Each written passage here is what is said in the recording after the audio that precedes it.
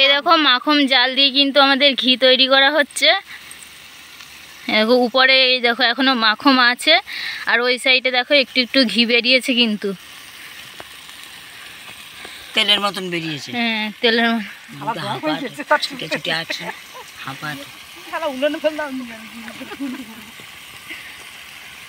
বেড়ি করতে চাইলি মা কিছু কিছু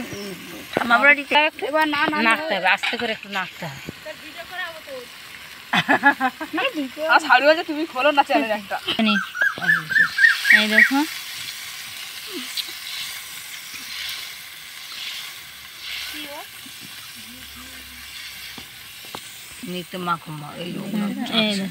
এই দেখো বন্ধুরা, মাখনটা দেখতে পাচ্ছ?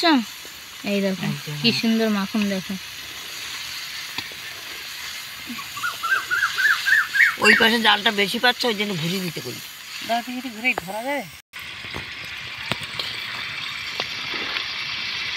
আর তা খুঁজে দিতে হবে,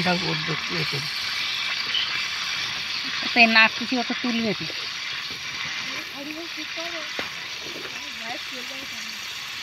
এই দেখো কি সুন্দর ঘিটা বেরিয়ে যাচ্ছে, দেখছো বন্ধুরা? এই দেখো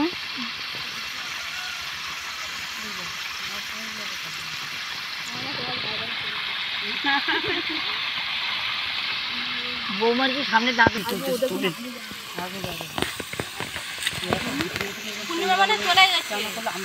দেখতে পাচ্ছ মাখনটা, দেখো এখনো কিন্তু আছে, পুরোপুরি ঘি হয়নি। আর ওই সাইডটা কিছু ঘি বেরিয়েছে, দেখতে পাচ্ছ?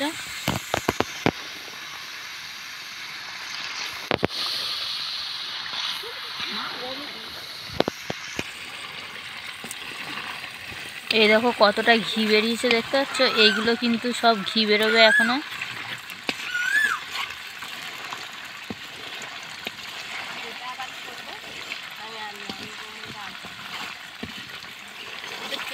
ওই বিপ্লবকে ফোন করো। এই দেখো কি সুন্দর ঘি বেরিয়েছে, আর এই যে নিচে যেগুলো দোলা দোলা দেখছো, এগুলো কিন্তু মাখন। এখন জাল দেওয়ার পরে ওটাকে বলা হয় ছাঁচ। ছাঁচিটা কিন্তু পুরো কালো হয়ে যাবে, কালো হয়ে যাওয়া মানে পুরো ঘিটা বেরিয়ে যাবে।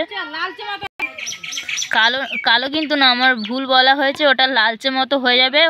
লালচে মতো হয়ে গেলে কিন্তু সমস্ত ঘিটা বেরিয়ে যাবে। কি সুন্দর ঘি, দেশি।